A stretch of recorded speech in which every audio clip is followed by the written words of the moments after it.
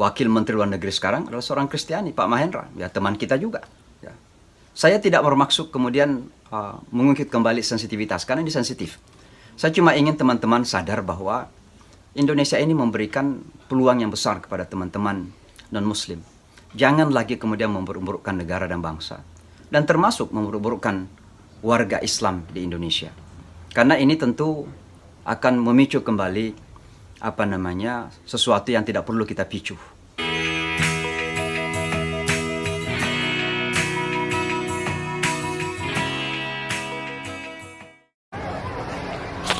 Halo semua, report langsung dari kota New York.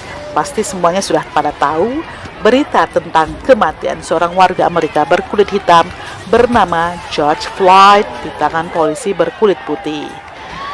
Dan kemudian diikuti dengan rentetan demonstrasi, kerusuhan, penjarahan di seluruh Amerika, terutama kota-kota besarnya. Dalam kesempatan kali ini, aku ingin share mengenai berita yang tidak kalah hebohnya dengan yang tadi, yaitu seorang ex-WNI, ya, bekas warga negara Indonesia, yang ikutan dalam demo damai George Floyd di Portland, Oregon, Amerika.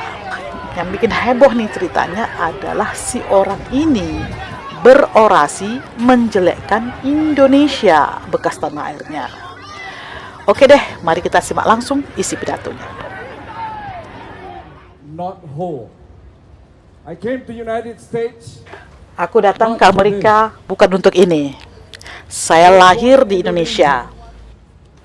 Jadi saya tahu apa itu prejudis dan diskriminasi.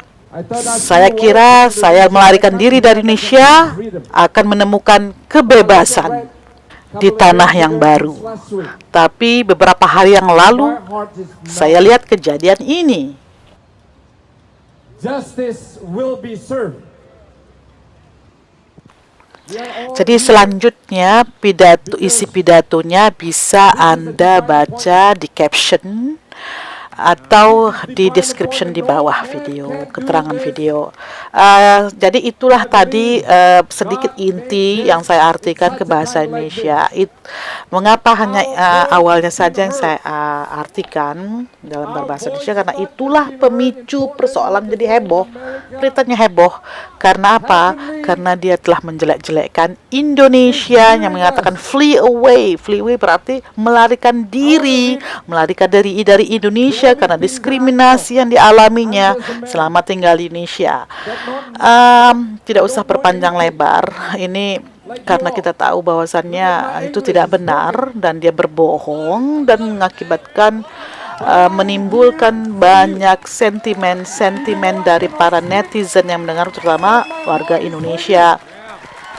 Semenjak dia menjadi warga negara Amerika sekarang, jadi dia merasa dia bisa punya hak untuk menjelek-jelekkan negara bekasnya Indonesia, padahal itu sangat menyakitkan kita sebagai bangsa Indonesia.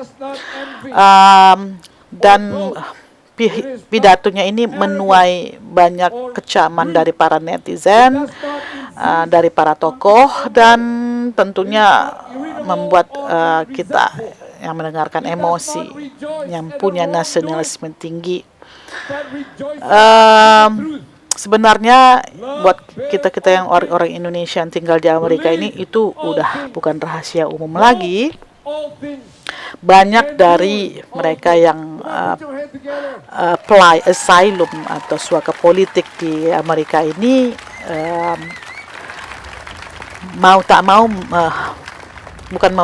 mereka harus menjelek-jelekkan negara bekasnya dan untuk mendapatkan kewarganegaraan di Amerika.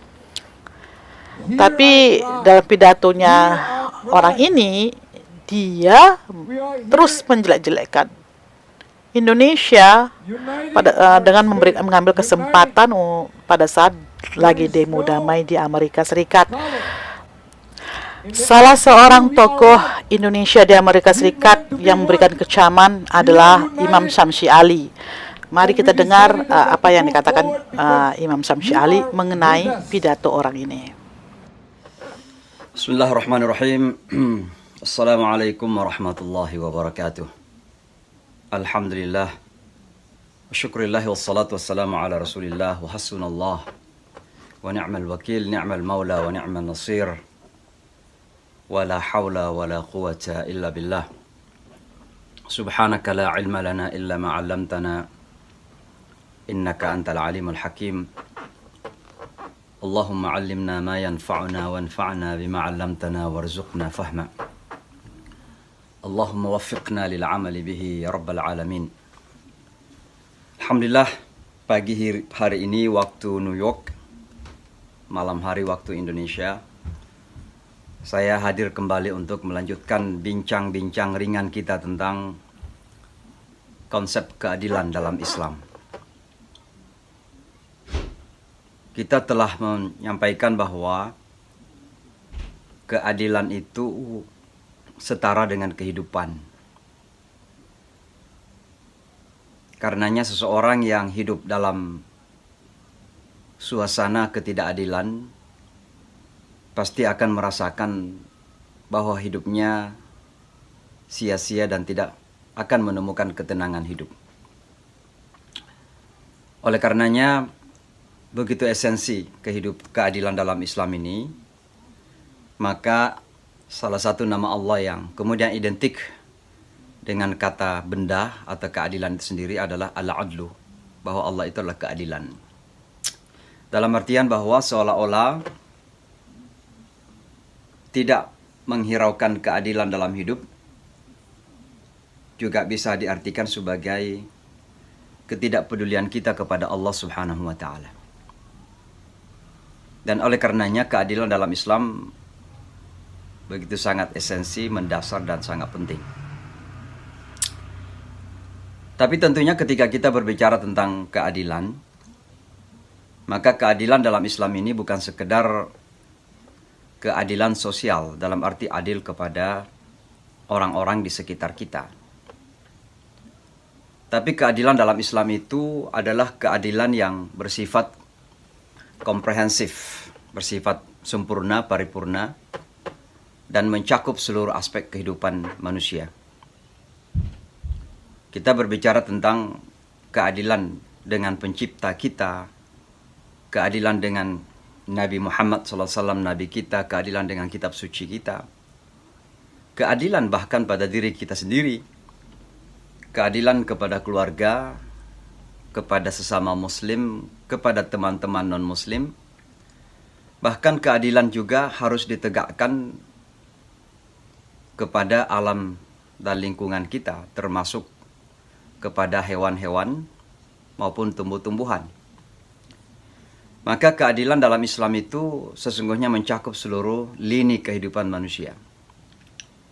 Sebelum saya sampai ke sana, saya ingin sedikit memberikan respon terhadap apa yang disampaikan oleh seorang teman di dalam sebuah demonstrasi di Portland baru-baru ini. Saya ingin menyampaikan dulu bahwa tentu saya bangga dan ini menjadi impian saya pribadi untuk melihat saudara-saudara kita sebangsa dan setanah air, sesama diaspora Indonesia, untuk bisa maju, bisa bangkit, dan bisa berada di garda terdepan untuk merepresentasi, mewakili wajah Indonesia. Dan bagi saya, bukan hanya keinginan saya itu untuk orang Islam saja. Tapi saya ingin seluruh warga Indonesia yang ada di perantauan, apalagi di Amerika Serikat ini, untuk bisa eksis. Untuk bisa eksis dan mewakili wajah bangsa dan negara kita yang cukup besar dan hebat, Indonesia. Saya ingin teman-teman Kristiani juga pada bidangnya masing-masing bangkit dan menjadi wajah yang positif bagi bangsa dan negara. Saya ingin teman-teman Buddha, Hindu, dan lain-lain sebagainya juga bangkit dan berada di garda terdepan untuk mewakili wajah bangsa kita yang besar itu. Ya tentunya juga sebagai seorang Muslim, saya mengharapkan teman-teman Muslim yang ada di luar negeri, khususnya di Amerika, untuk bisa berada di garda terdepan untuk menampilkan keislaman yang positif.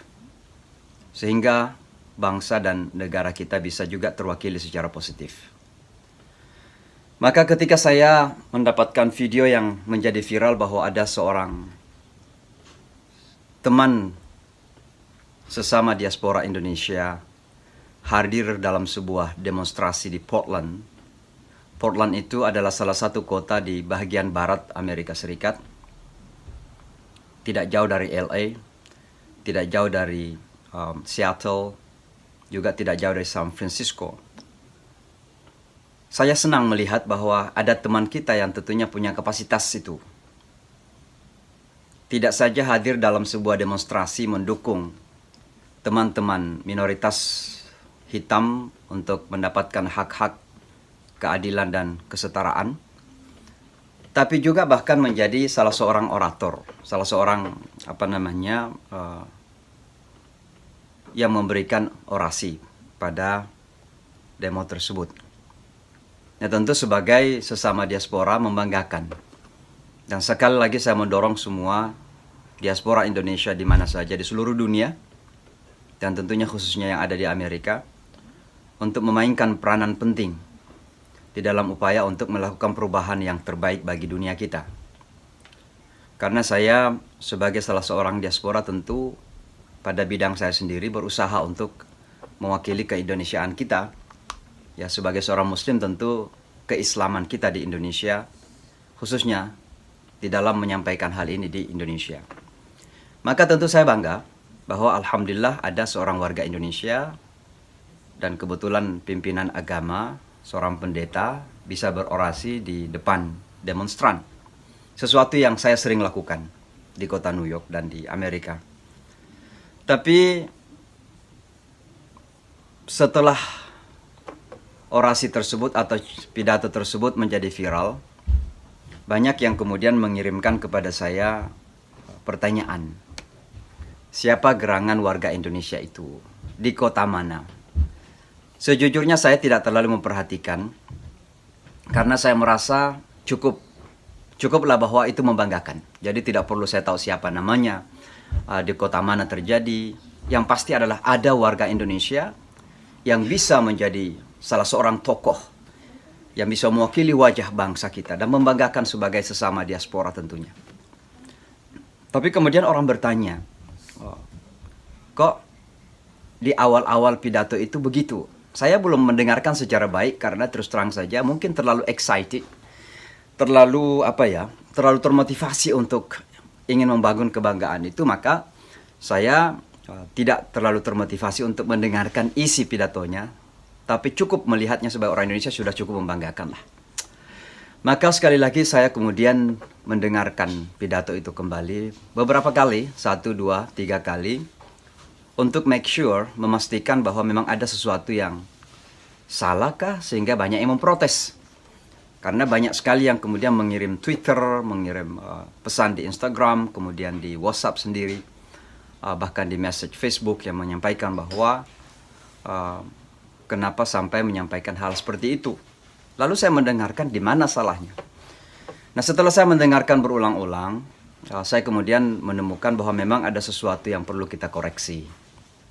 Ya, sekali lagi tanpa mengurangi rasa hormat dan tentunya penghargaan atas keberanian dan kapasitas sebagai diaspora Indonesia yang bisa tampil di tempat umum, di publik, apalagi di Amerika tentunya. Ini adalah negara superpower kata orang, tentu membanggakan.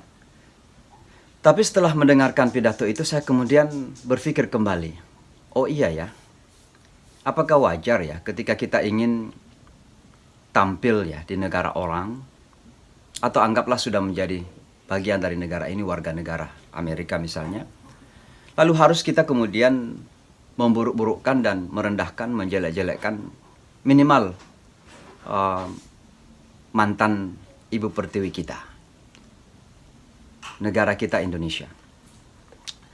Karena dalam pidato itu disebutkan bahwa kira-kira intinya beliau meninggalkan Indonesia dengan harapan mendapatkan kebebasan, agar bisa bernafas, agar bisa dalam istilah sini breathing, ya, Artinya apa? Bahwa seolah-olah Indonesia ini tidak ada kebebasan, tentu kebebasan beragama, tidak ada kebebasan minoritas, dan seolah-olah sesak napas hidup di Indonesia.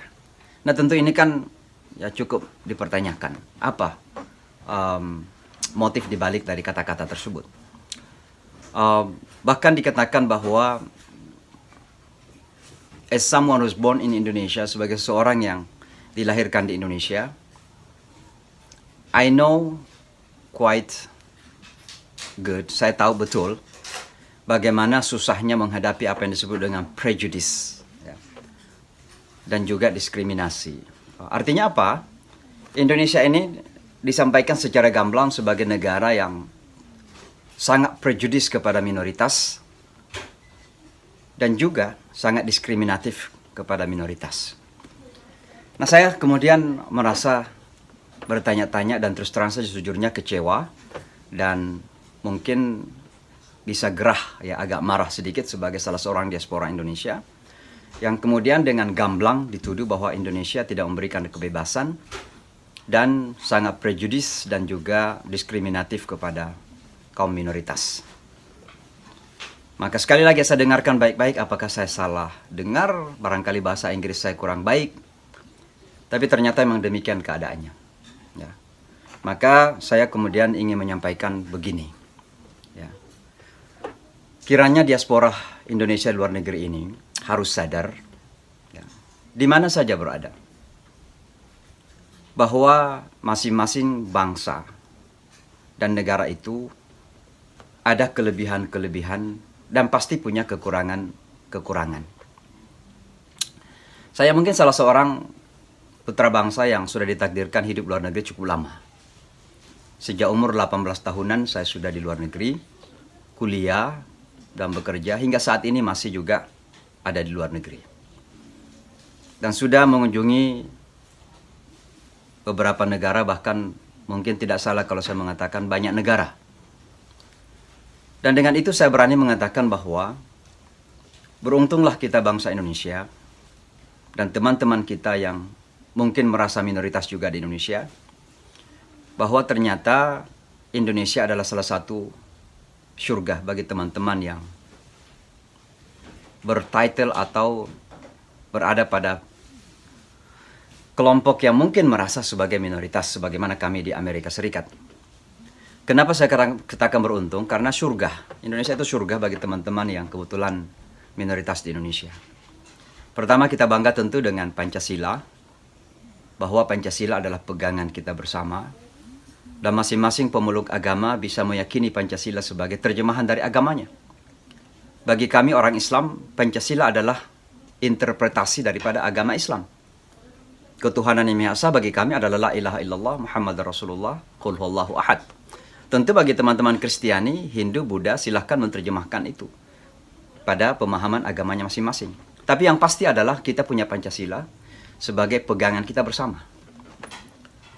Demikian juga kalau kita mengambil konstitusi kita, Undang-Undang Dasar 45 kita, bahwa semua agama dijamin dan semua pemeluk agama dijamin untuk melaksanakan ajaran agamanya masing-masing. Nah, tentu pada tataran konstitusi ini pun sudah cukup menjamin sebenarnya, dan itu bagi kami di Amerika menjadi motivasi utama kenapa selalu saya optimis bahwa kami di Amerika terjamin karena ada konstitusi. Di mana konstitusi Amerika ini menjamin kebebasan beragama dan toleransi kerukunan beragama dijamin secara konstitusi. Nah, lebih dari itu sebenarnya adalah bahwa kenyataan di Indonesia, alhamdulillah, saudara-saudara kita yang minoritas, saya kira diperlakukan secara konstitusi dan secara institusi negara. Saya tidak berbicara dulu tentang realita di lapangan, itu sebentar kita akan menyebutkan itu. Tapi saya berbicara tentang Indonesia sebagai sebuah institusi. Ya, negara itu institusi. Maka kita kesampingkan dulu kasus-kasus yang terjadi. Apakah itu ada kasus di Ambon, apa itu kasus di Papua, apa itu kasus di Medan, apa kasus di Jakarta atau di Bogor, di mana saja. Kita kesampingkan dulu. Dan kita berbicara tentang Indonesia sebagai sebuah institusi. Maka sebagai sebuah institusi saya kira Indonesia sangat membanggakan. Dan kebanggaan kita ini tidak bisa terlepas dari sejarah pengorbanan umat Islam di Indonesia yang kemudian bisa menerima Pancasila dan kemudian mengeluarkan kata-kata yang kira-kira dianggap bisa sensitif kepada masyarakat yang lain. Maka ketuhanan Yang Maha Esa dengan kewajiban melaksanakan syariatnya itu dikeluarkan. Dan itu bagi umat Islam sebuah pengorbanan. Kenapa saya katakan pengorbanan? Karena bagi orang Islam, berislam itu artinya bersyariah. Bagaimana kita bisa menjadi muslim tanpa syariah? Kita sholat itu syariah, kita puasa itu syariah. Kita memberikan zakat itu syariah. Kita juga tersenyum kepada orang, menjadi orang yang mudah bersahabat, rendah hati, itu juga syariah bagi kita. Artinya apa? Pengorbanan orang Islam untuk mengeluarkan beberapa kata dari sila pertama Pancasila itu sendiri seharusnya harus diapresiasi oleh teman-teman. Kenapa? Karena kita merasa ada sensitivitas sebagai satu bangsa. Sehingga itu pun sebenarnya cukup untuk kita berusaha membangun penghormatan dan saling memahami sebagai satu bangsa. Maka sekali lagi, secara institusi Indonesia membanggakan. Secara sejarah sebenarnya, Indonesia ini dari dulu juga ya, berbeda dengan bangsa-bangsa lain. Termasuk Amerika di mana saya tinggal sekarang ini, memiliki sejarah kelam dalam hal kerukunan dan toleransi. Tapi Indonesia dari dulu saya kira, yang namanya toleransi dan kerukunan sudah merupakan darah daging daripada bangsa dan negara kita. Tidak pernah kita mempertanyakan misalnya, kamu agamamu apa? Silahkan kalau hari Minggu ke gereja, yang hari Jumat silahkan ke masjid. Hari-hari besar lain silahkan ke rumah-rumah ibadah masing-masing. Dan kita kemudian bisa bertetangga dengan baik. Ya. Itulah tabiat keindonesiaan kita, sebagai karakter kebangsaan kita. Nah, tentunya saya ingin mengatakan begini. Apakah Indonesia sempurna? Tentu tidak. Karena sekali lagi tidak ada bangsa dunia ini yang sempurna. Apakah Indonesia tidak punya kasus-kasus yang kira-kira boleh dianggap sebagai intoleransi? Ya tentu tidak. Karena ada juga intoleransi yang terjadi di sana-sini. Tapi dua hal yang perlu kita ingat. Yang pertama, kasus dalam sebuah bangsa atau tatanan bangsa tidak harus mewakili wajah bangsa dan negara itu. Saya sebagai orang Islam di Amerika, di mana-mana ditanya, apakah Amerika itu anti-Islam? Apakah Amerika itu Islamofobia? Saya mengatakan sebagai bangsa, sebagai negara, Amerika tidak anti-Islam dan tidak Islamofobik. Ada kasus yang terjadi dan banyak kasus yang terjadi. Tapi saya sebagai orang yang sadar tentang apa Amerika dan konstitusi Amerika, berani mengatakan bahwa Amerika tidak diskriminatif kepada orang Islam. Kenapa? Karena sebuah bangsa dan negara dinilai dari konstitusi dan falsafah hidupnya. Kasus-kasus tidak mewakili wajah bangsa dan negara. Dan oleh karenanya, kalau ada kasus-kasus intoleransi yang terjadi, saya hanya ingin meminta kepada teman-teman diaspora Indonesia di mana saja, siapapun dia, agamanya apapun, rasnya apapun, jangan kemudian wajah bangsa ini dicoreng di luar negeri, dan terkadang ada kesengajaan bahkan sistematis, ya, karena adanya kasus yang terjadi. Berarti sangat-sangat tidak adil kepada seluruh bangsa dan negara itu. Yang kedua, bahwa adanya intoleransi, misalnya kasus-kasus yang terjadi di Indonesia itu. Dan kita juga sadar misalnya di beberapa tempat yang ada mayoritas tertentu, kemudian terkadang melakukan intoleransi kepada minoritas. Misalnya boleh jadi di tempat-tempat yang mayoritas Muslim, ada intoleransi kepada non-Muslim. Mungkin itu terjadi. Dan kita sadari pasti akan terjadi karena itu namanya hiruk pikuk kehidupan publik. Tapi pada saat yang sama saya kira kita juga sadar bahwa di tempat-tempat di mana umat Islam minoritas juga mengalami hal yang sama. Kita tahu di Papua apa yang terjadi, misalnya pembakaran masjid, ya, dan lain sebagainya. Maka sekali lagi, kasus yang terjadi ini tidak mewakili institusi kebangsaan kita.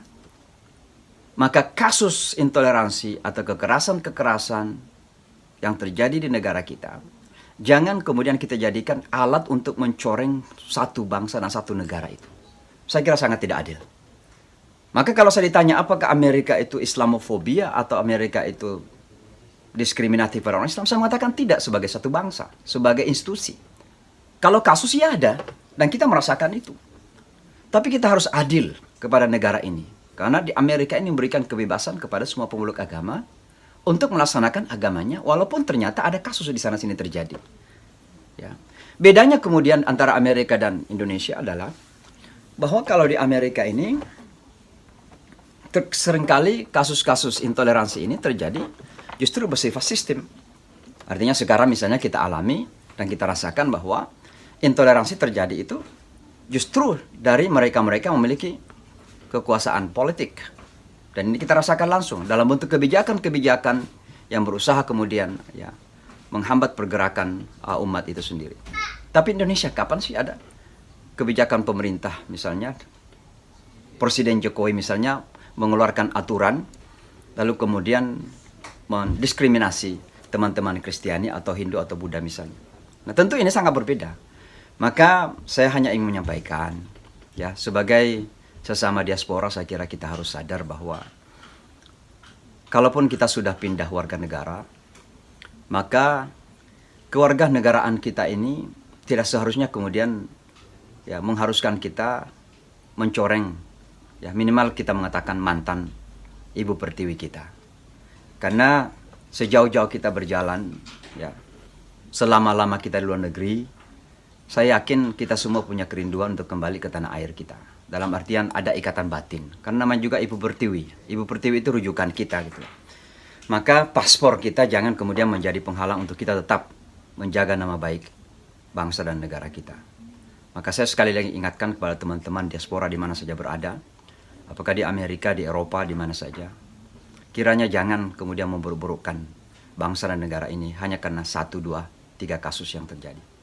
Dan sejujurnya sekali lagi, bahwa Indonesia ini masih merupakan surga bagi semua kita, termasuk bagi teman-teman yang minoritas. Ya.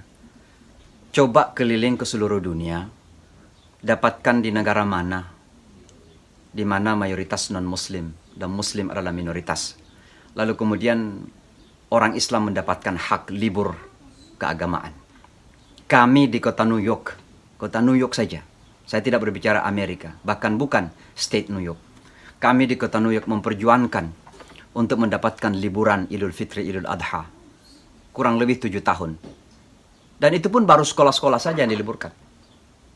Tapi di Indonesia, semua agama yang tentu diakui oleh konstitusi negara memiliki hak untuk libur. Coba keliling ke seluruh dunia. Di negara mana ada minoritas Islam yang kemudian orang Islam itu mendapat hak jabatan politik yang sama? Apakah menjadi menteri? Apakah menjadi CEO? Menjadi dirut dari perusahaan-perusahaan? Tapi di Indonesia, tolong dicek semua posisi-posisi penting dan strategis, baik di pemerintahan maupun di struktur-struktur perekonomian yang ada. Bahkan sejujurnya saya kira, kalau kita jujur pada diri kita sendiri, ada masa-masa di mana justru teman-teman kita yang minoritas di Indonesia berada pada posisi the upper hand, ya, memiliki keberuntungan yang lebih. Apakah itu pada posisi pemerintahan yang terkadang mengontrol dan memberikan pengaruh yang luar biasa, bahkan seolah-olah mengontrol negara ini, sementara orang Islam mayoritas ini harus menerima seolah-olah seperti itulah keadaannya. Ya, kita harus jujurlah. Ya. Tolong keliling ke seluruh dunia, di mana di negara dunia ini, di mana kami minoritas Muslim kemudian diberikan peluang seperti itu. Anda dapatkan di Indonesia itu. Coba lihat diplomat-diplomat kita. Banyak mereka adalah dari kalangan teman-teman Kristiani, Hindu, Buddha yang kemudian memiliki posisi-posisi penting ya di Kementerian Luar Negeri. Wakil Menteri Luar Negeri sekarang adalah seorang Kristiani, Pak Mahendra, ya teman kita juga. Ya. Saya tidak bermaksud kemudian mengungkit kembali sensitivitas, karena ini sensitif. Saya cuma ingin teman-teman sadar bahwa Indonesia ini memberikan peluang yang besar kepada teman-teman non-Muslim. Jangan lagi kemudian memburuk-burukkan negara dan bangsa. Dan termasuk memburuk-burukkan warga Islam di Indonesia. Karena ini tentu akan memicu kembali sesuatu yang tidak perlu kita picu. Ya, akan mengobarkan kembali sesuatu yang tidak perlu kita kobarkan. Ya. Tapi kalau memang masanya untuk kami bersuara, maka saya bersuara. Anda harus tahu semua bahwa saya ini orang yang paling aktif di dalam dialog antar agama. Saya kira sebelum kita mengenal siapa teman-teman kita di Amerika ini, membangun relasi dengan komunitas non-muslim, mungkin teman-teman bisa pelajari dan baca kembali. Saya adalah salah seorang yang paling berada di garda depan untuk membangun dialog antar agama. Dengan teman-teman Kristiani kita, dengan teman-teman Hindu, Buddha, bahkan dengan Yahudi sekalipun. Saya dikenal sebagai orang yang membangun jembatan kesepahaman antar pemeluk agama. Tapi kalau saya harus menyuarakan sesuatu yang benar, saya akan suarakan. Kalau saya harus menyuarakan keadilan, saya harus menyuarakan keadilan. Kalau saya membenarkan sesuatu yang salah, saya harus benarkan. Keterlibatan saya dalam dialog antar agama bukan berarti membiarkan ketidakadilan terus-menerus. Sayang sekali bahwa terkadang toleransi itu hanya diakui ketika berpihak kepada kita. Kalau saya membela teman-teman Kristiani, teman-teman Hindu, teman-teman Buddha atau non-Muslim, maka saya dianggap toleran. Tapi ketika saya harus membela umat Islam sendiri, karena ada sesuatu hal yang saya harus bela, maka biasanya saya akan dituduh sebagai seseorang yang intoleran. Nah, itulah terkadang ada hypocritical stand atau sikap kemunafikan yang terjadi dalam menyikapi banyak hal dalam kehidupan kita. Maka pesan saya singkat, jangan kasus-kasus yang terjadi di Indonesia dijadikan sebagai bahan untuk memburuk-burukkan wajah bangsa kita. Dan sadari, syukuri, appreciate. Jangan kemudian menutup mata bahwa teman-teman yang barangkali merasa minoritas di Indonesia justru mendapatkan surga di Indonesia dengan hak-hak yang terjamin. Walaupun saya mengatakan sekali lagi Indonesia tidak sempurna. Tapi which country is perfect? Negara mana yang sempurna? Tolong sampaikan kepada saya. Amerika kah? Eropa kah? Prancis kah? Jerman kah? Australia kah? Semua negara punya kelebihan dan punya kekurangan. Tapi kekurangan sebuah bangsa dan negara bukan alasan untuk kemudian kita mencampakkan wajah bangsa dan negara kita di mata orang.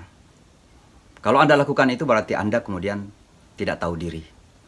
Bahwa Anda sudah mengambil banyak dari Indonesia dan tidak pernah berterima kasih kepada Indonesia. Baik. Oke guys, sobat-sobat Cantik News Channel, apa menurut kamu tentang pidatonya si pendeta Oscar Suryadi ini yang telah menuai kecaman banyak dari bangsa Indonesia? Oke, kasih komen kamu di bawah dan mungkin bisa kasih pesan juga buat si pendeta. Oke deh.